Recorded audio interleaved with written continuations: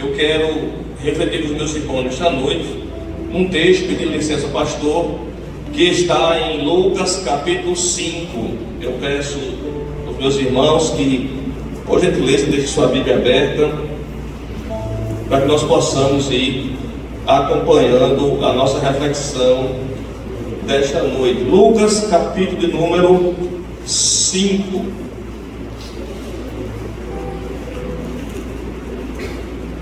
Eu dei um tema à nossa reflexão de hoje. Depois de escrever, apagar, rabiscar, eu cheguei ao seguinte tema: um chamado irresistível. Quando Deus chama, quando o Senhor chama, não tem como resistir.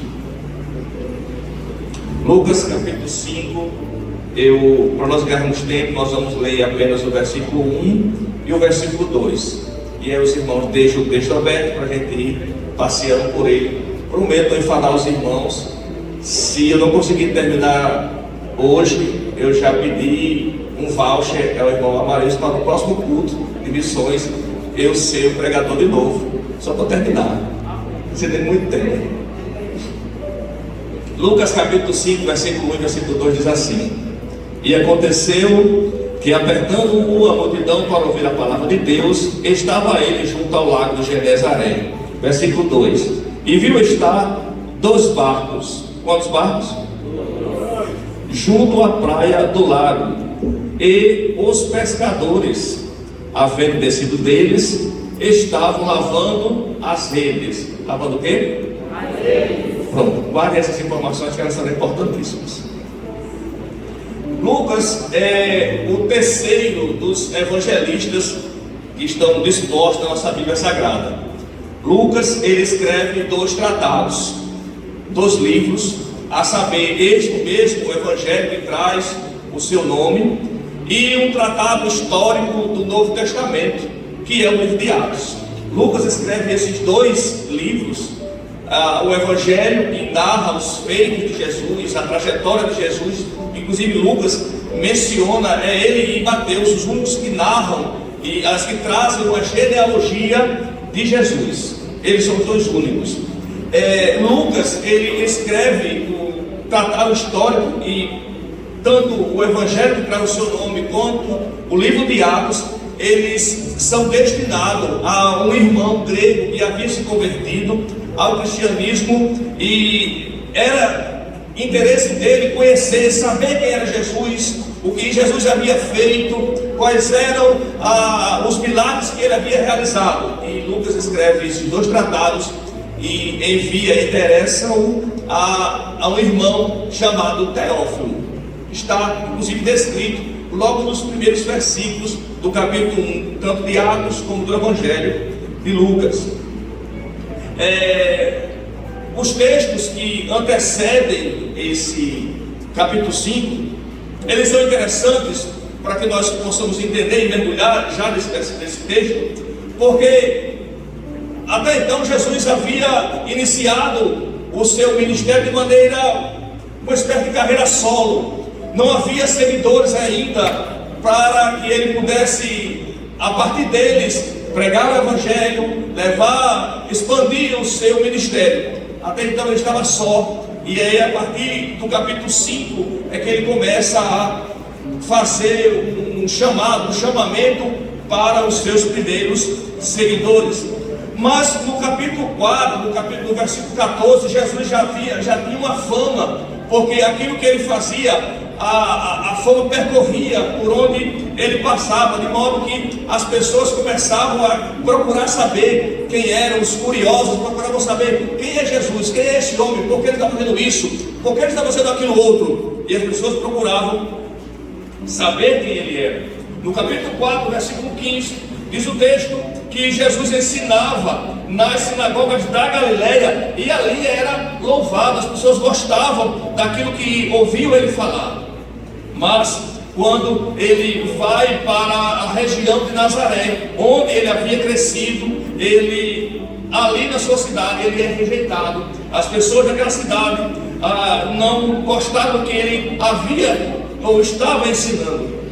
Quando Jesus pega o livro, o rolo que trazia o livro de Isaías, e diz assim: o Espírito do Senhor está sobre mim, e as pessoas começaram a questionar aquilo, não gostaram daquilo que ouviram. Ainda hoje é assim. Algumas pessoas não gostam de ouvir verdades. Quando Jesus traz alguma verdade, algumas pessoas são resistentes a ouvir Jesus falar.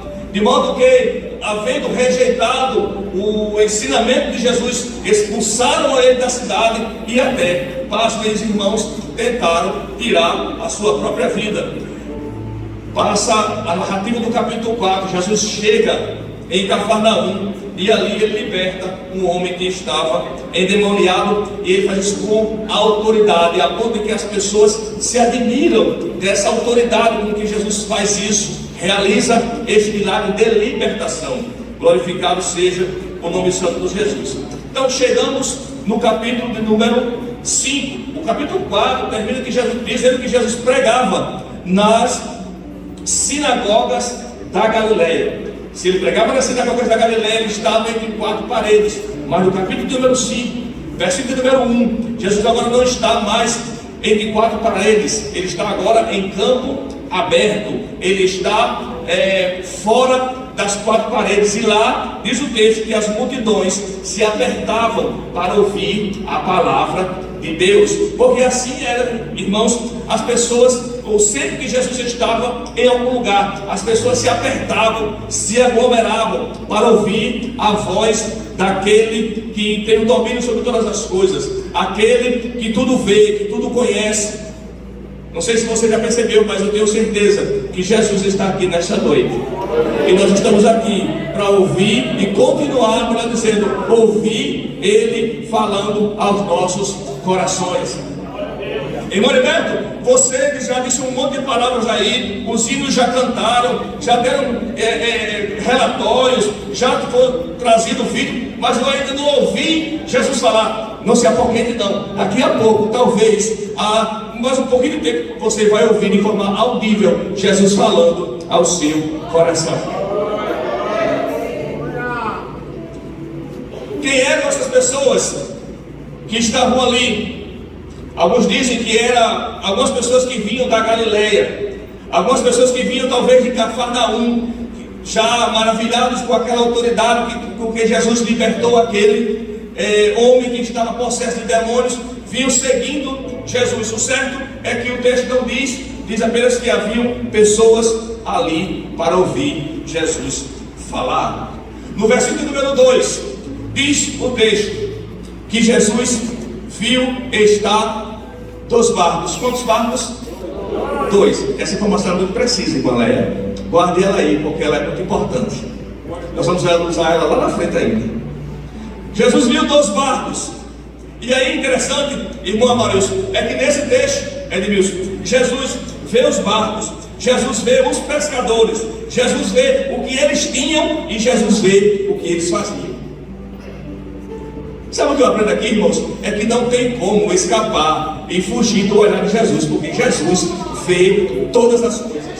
Então, Jesus viu que tinham 2 barcos. Jesus viu, aliás, os pescadores. Jesus viu o que eles faziam. Jesus viu também o que eles tinham. Talvez você e eu façamos algumas coisas e acha que o líder não vê, a regente não vê, o pastor não vê. Mas tem uma coisa, deixa eu te confortar: Jesus vê. Jesus está vendo. Não façamos nada para ser vistos, como disse Jesus no Sermão do Monte, para sermos vistos pelos homens, mas para sermos vistos pelo nosso Pai. Por isso ele recomenda, inclusive, a cega das orações, a cega das esmolas, das ofertas, para que tudo isso faça, não para sermos vistos pelos homens. E bom, irmãos, é quando Jesus vê aquilo que nós fazemos. Houve uma festa, houve um congresso, ninguém me citou um agradecimento. Glória a Deus por isso, porque quando isso aconteceu, certamente Jesus estava bradando lá dos céus. Ninguém lhe viu, ninguém lhe recomendou, ninguém lhe agradeceu, mas eu vi, eu registrei, eu cataloguei e sei o que você fez e fez de coração para a glória do meu nome. No versículo 3, Jesus entra num dos barcos. E é interessante, irmão Mateus, é que Paulo vai descrever Lucas como um médico amado.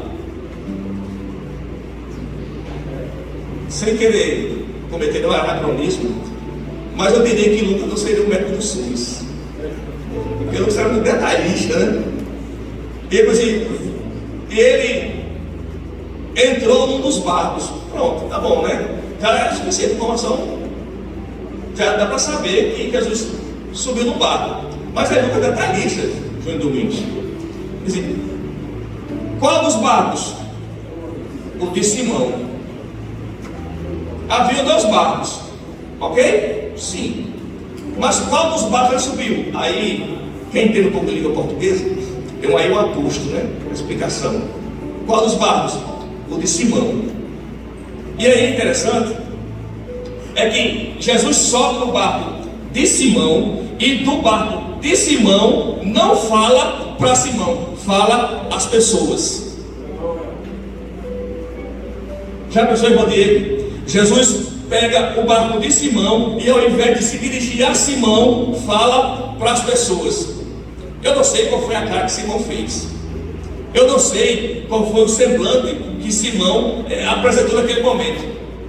Mas como é que pode? Jesus usa o meu barco para falar para as pessoas, e quando vai chegar a minha vez? É interessante, irmão, nós aprendemos isso, porque às vezes Jesus usa algo que nós temos, usa às vezes as nossas habilidades, às vezes a nossa instrumentalidade, às vezes a nossa vida, para falar para as pessoas. Outra coisa, irmão Vitória, que nós aprendemos nesse versículo, é que a escolha de Jesus, ela foi uma escolha soberana. Alguém poderia dizer que foi uma escolha aleatória, eu diria soberana, porque o texto simplesmente vai dizer que Jesus escolheu o barco de Simão. Por quê? Não diz se o barco de Simão era mais bonito, se era o mais potente, se era o mais limpo naquele momento, se era o mais apresentável. Não diz absolutamente nada disso. Só diz que Jesus escolheu o barco de Simão. E por quê? Porque Ele é o dono de todas as coisas, porque Ele é soberano, Ele é quem reina, Ele é quem domina. A escolha dele é soberana. Aliás, eu poderia ser nessa noite qualquer um dos irmãos aqui pregando a palavra do Senhor. Aqui tem obreiros capacitados, gabaritados, mas por uma escolha soberana de Deus, que tocou no irmão amado, você vai ser irmão liberto naquele dia. Pronto. E a escolha de Deus, do Senhor, irmãos, ela é soberana, ela é também inquestionável. Quer ver um exemplo? Paulo, o Saulo de Tarso, converte-se ao Senhor. Ele, convertido, passa 3 dias sem comer e sem beber. De repente, um homem, servo do Senhor, Ananias, está orando e tem uma visão. E diz o Senhor: vá em busca de Saulo. Ananias caiu na besteira, irmã Léia, e questionar o Senhor. Ele disse: sim, Senhor, não vai dar certo, porque eu sei que este homem é perseguidor, este homem pode ver um crente, ele quer encerrar na cadeia, se devolver ele até mata, esse cara não presta. Aí Jesus disse para Ananias: para você ele pode ser tudo isso, mas para mim ele é um vaso escolhido. A escolha do Senhor, ela é soberana, ela é inquestionável.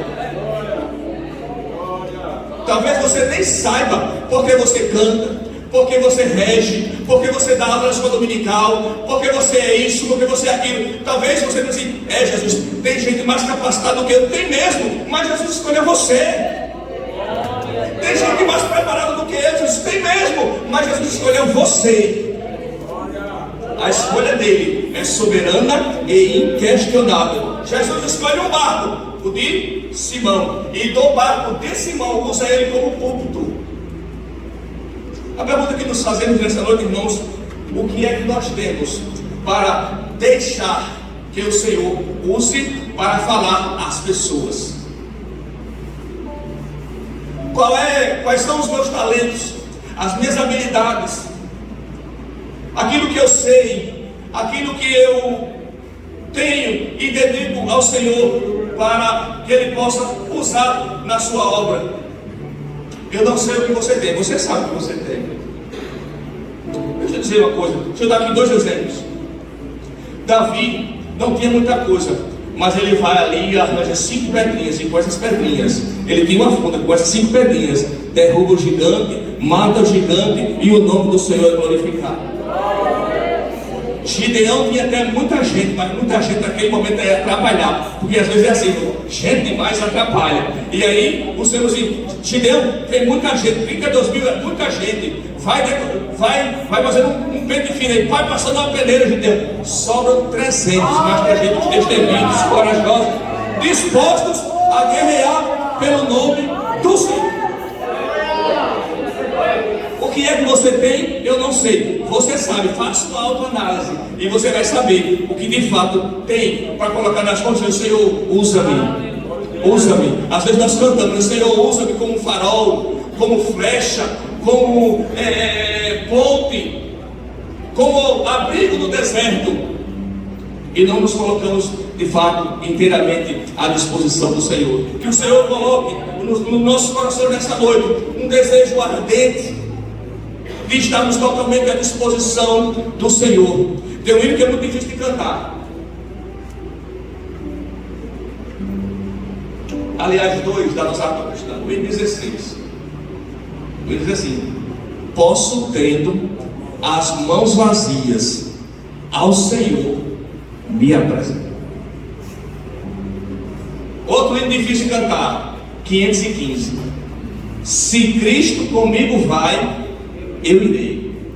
Aí vai dizer, se lá para os desertos Ele quer mandar, eu irei. Eita, será que eu vou mesmo? Vamos para frente. Jesus, no versículo 3, usa o barco de Pedro para falar a quem? A quem? A Simão, não. As multidões.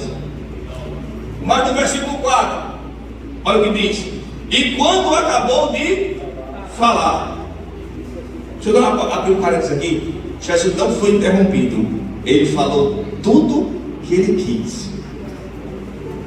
E tendo acabado de falar, disse a Simão, 2 pontos: faze-te ao mar alto, lançai as vossas redes para pescar. Eu penso, irmãos, que tendo Jesus acabado de falar às multidões, e quando ele se volta para Simão, Simão diz: eita, agora é minha vez. Fala, Jesus. Fala, Jesus querido. Fala, fala. E aí, tem uma coisa muito interessante, é que às vezes nós queremos tanto que Jesus fale, que Jesus fale, que Jesus fale, que Jesus fale. O que? Aquilo que nós queremos ouvir. E foi exatamente o contrário. Jesus é desses. Às vezes, o que mais nós queremos ouvir, mais desejamos, queremos assim, vou falar isso não. Talvez o texto não vai dizer o que Jesus falou às multidões, mas diz o que Jesus falou a Pedro ou a Simão. Uma ordem direta, expressa, e diz: volte, ou faça-te ao mar alto e lançai as vossas redes para pescar. Essa fala de Jesus era tudo que Simão não queria ouvir. Era tudo que ele não queria ouvir, que ele não desejava ouvir. E por quê? Porque depois de uma frustração, normalmente nós, como seres humanos, queremos ouvir palavras de conforto, de alento, de ânimo, de encorajamento. Não para voltarmos ao local da frustração, da desonra, da vergonha. E Jesus faz o quê? Volte lá. Eu acredito que quando Simão ouve isso, assim, não vai dar certo não. E era o que ele disse. Porque de fato não era plano dele voltar ao mar naquele momento. No versículo número 1, aliás, versículo número 2 que nós lemos, o que os pescadores estavam fazendo? Lavando as redes. O pescador que lava redes só tem um destino para essas redes. Qual é? Guardar. Guardar para a próxima empreitada. E aí, a hora mais propícia para se pescar é à noite, porque o peixe, encantado pelo brilho da lua, das estrelas, ele vem à superfície e fica mais fácil de se pescar. Não na claridão do dia. E aí, não era por isso que não era plano deles voltarem. Era plano deles guardarem as redes, repensarem o que eles haviam feito, talvez de errado, porque não deu certo, não tiveram êxito, para voltar ou na mesma aquele dia à noite ou em uma outra ocasião. E aí Jesus diz: faze ao mar alto. E por que Jesus diz isso? Porque tem coisas, irmãos, que a gente não vai conseguir no raso. Vou repetir. Tem coisas que nós só vamos conseguir quando nós vamos mais profundo. Enquanto nós estivermos nesse raso, nada. A água está lá pelos tornozelos, não vai conseguir nada. A água está dando aqui na canela, não vai conseguir muita coisa não. Está no joelho, está na cintura. Quanto mais profundo, isso pegando o sentido espiritual, do nosso relacionamento com Deus, é que nós vamos ter mais intimidade com Ele, é que nós vamos ver mais milagres, vamos ver mais prodígios, nós vamos ver a mão do Senhor se movendo em nosso favor. E aí no versículo número 5, Simão responde. E aí quando ele responde, Mateus Kelvin demonstra duas facetas de Simão. Uma faceta da lógica humana, da incerteza, da dúvida. E ele diz: Senhor, nós, o mestre, havendo trabalhado a noite toda, nada apanhamos. Ainda bem que tem um ponto de vírgula. Há uma pausa um pouco maior. Essa é a dúvida. Jesus não vai dar certo não. Jesus, tu é carpinteiro, de peixe dentro eu. Tu entende até de fazer barco, mas de peixe, esse negócio de mar é comigo, isso é minha praia. A expertise está comigo. E eu sei, Jesus, que não é hora de voltar para o mar. Eu inclusive testemunho que trabalhei a noite toda, foi enfadonho, foi desgastante. E sabe qual foi o resultado, Jesus? Frustração, desânimo, um gasto desnecessário, porque nós empreendemos muito e nada de resultado. Mas aí mostra, Tiago Mariano, uma outra faceta de Simão, a faceta da certeza, da convicção. Ele diz: mas, conjunção adversativa, mas sobre a tua palavra, não é pelo que eu sei, não é pela minha experiência, não é pela minha expertise, não, é sobre a tua palavra lançarei a rede.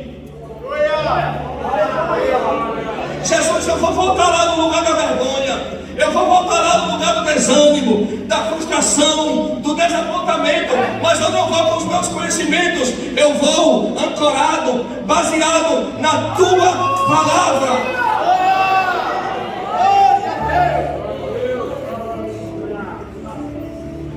E quando isso acontece, quando nós vamos assim com esse desprendimento, não é para aquilo que nós acreditamos, aquilo que nós fazemos, aquilo que nós estudamos para isso, não, é baseado na palavra do Senhor, numa ordem direta dele: vá, volte, lance a rede, mas não é lançar a rede em vão, é lançar a rede para pescar.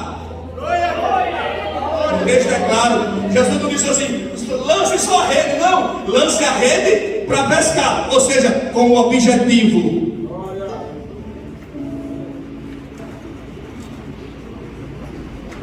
Nada apanhamos. Glória a Deus. E aí, irmãos, quando a gente vai na certeza, ou nós vamos na certeza, e baseado, ancorado na palavra do Senhor, movido com essa convicção, nós temos a certeza de que o Senhor vai na frente. Tem inclusive uma canção lá dos hinos de 1990 e alguma coisa. A irmã Cassiana dizia que Deus vai na frente, cuidando de tudo, abrindo os caminhos, quebrando as correntes, tirando os espinhos, na certeza, irmãos, que o Senhor vai cuidando de nós. Glorificado seja o nome do Senhor. Apesar do cansaço, da exaustão, do desânimo, da frustração, do sentimento de derrota, ainda assim, Simão volta. Volta, não como ele foi na noite anterior, mas volta ancorado e alicerçado na palavra do Senhor. Jesus, nesse momento, ele não conforta Simão, mesmo ele percebendo o olhar e o abatimento da vida no rosto, no semblante daqueles pescadores. Jesus não consola. Jesus manda com que eles voltem para fazer o que eles haviam tentado fazer a noite toda. Mas agora voltavam, ou ele voltaria com uma certeza, com uma palavra de autoridade liberada sobre a sua vida. Me aguento mais vezes 7 minutos. Quando eles fazem isso, versículo 5, 6 diz assim: e fazendo assim, ou seja, conforme o mandato e a ordem do Senhor, diz o texto que eles colheram uma grande quantidade de peixes e com peixes deles. Sempre quando nós estamos em grupo, em comunidade, é comum o Senhor às vezes comissionar alguém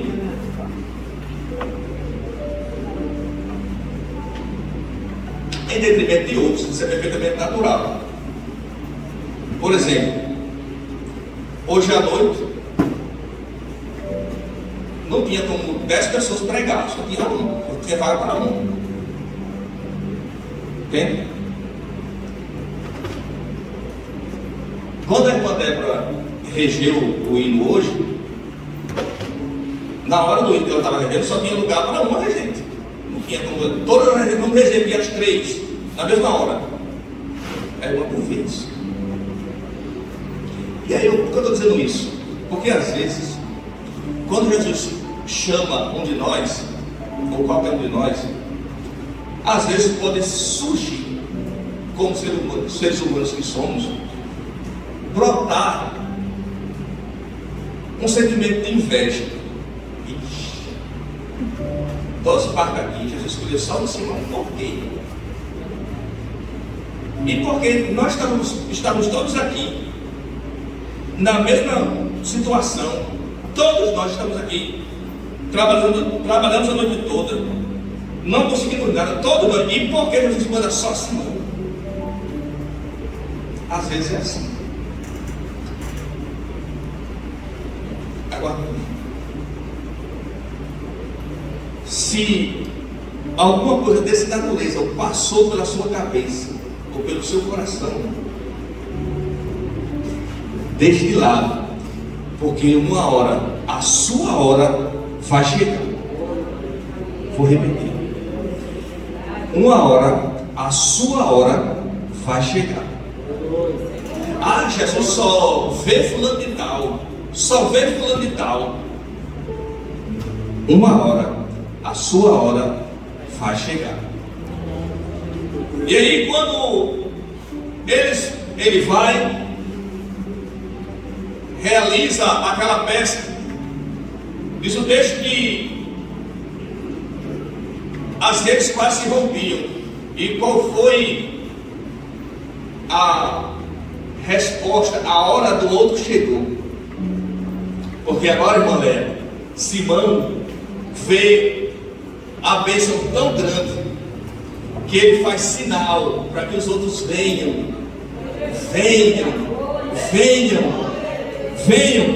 porque tem peixe para o seu barco também. O peixe não é só para o meu barco, não, é para o seu também. A frustração foi nossa, a frustração foi minha, a frustração foi sua também. Tem peixe para o meu e tem peixe para o seu barco também. É só esperar a hora certa. E aí, diz o texto do versículo número 8: maravilhado de tudo isso que aconteceu, já estou me encaminhando para encerrar. Eu pretendia até o 11, mas eu acho que não era certo não. Esse milagre produziu em Simão um sentimento de reconhecimento da sua miserabilidade diante de Deus, um sentimento de que ele é pecador. E ele diz: Senhor, ausenta-te, afasta-te de mim, porque sou um homem pecador. Simão fez a coisa mais certa que se tem que fazer, é reconhecer quem somos nós diante da grandiosidade de Deus. Talvez Jesus olhou para Simão e disse: Simão, você está certo, você de fato é isso mesmo. Mas eu descobri uma coisa, irmã Silene, é que matéria-prima para fazer crente é pecador. Só se consegue fabricar crente a partir da matéria-prima. Qual é? Pecador. E aí, meus amigos, eu sou pecador. Pronto, matéria-prima perfeita para fazer um crente. Um dia eu disse isso para Jesus, no dia 14 de janeiro de 1997. Jesus, eu sou um pecador. Eu disse: pronto, está certo. Coisa boa de ouvir. Matéria-prima para fazer crente. Tá aqui, ó. Deu certinho, chega. Agora você vem para cá, eu vou começar a trabalhar em você, vou lapidar você e você vai ser o crente. Pronto. Quem se orgulha dizer: eu não preciso de Jesus, eu já tenho meu dinheiro, eu já tenho meu anel dele. Não serve. Já está muito pronto. Não precisa, não acha que não precisa. Mas quem reconhece: Jesus, eu sou insignificante, tu és tudo, eu não sou nada, tu és poderoso, tu és grande, eu sou pequeno. É esse mesmo. Os grandes homens da Bíblia deram esse testemunho. Glorificado seja o nome santo do Senhor. E aí, essa atitude, irmãos, é tão contagiante que os outros que estavam com ele, se apoderou deles um espanto, um temor, e eles começaram a glorificar o nome do Senhor. E aí Jesus diz no versículo número 10: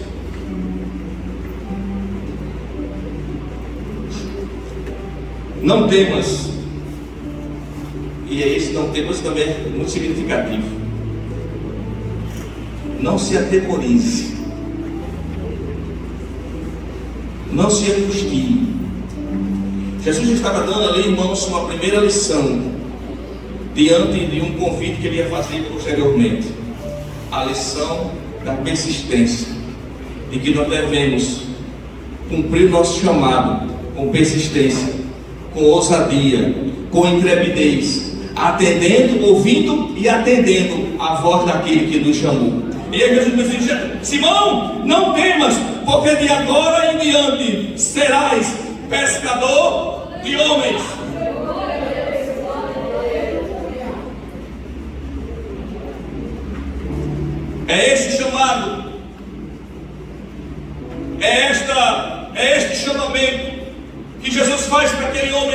dia.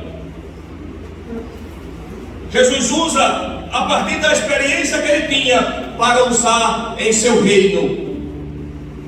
Eu não sei, meu irmão, eu não sei, minha irmã, quantas vezes você vai bater em portas, levou não na cara. Já tem alguém que para você não vai chegar a lugar nenhum. Você canta, mas canta desafinado. A sua voz é para clara rachada. Você fala, mas você gagueja. Não te preocupe, irmão. O Senhor te chamou e Ele se responsabiliza.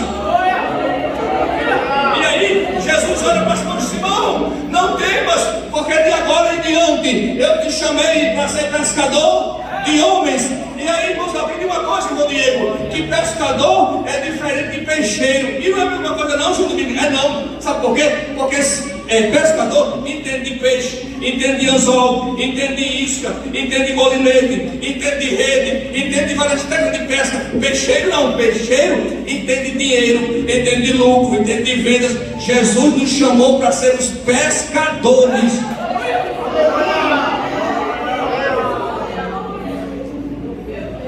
Jesus nos chamou para sermos pescadores. Mesmo diante, irmãos, já estou encerrando, mesmo diante das frustrações, das adversidades, daquilo que às vezes coloca a nossa fé em xeque, não desanimemos. O Senhor tem um chamado para cada um de nós. O Senhor tem colocado armas, o Senhor tem colocado ferramentas, instrumentos em nossas mãos. Basta que nós saibamos utilizá-los e colocá-los à sua disposição para a glória do seu nome. Que Deus nos abençoe em nome de Jesus.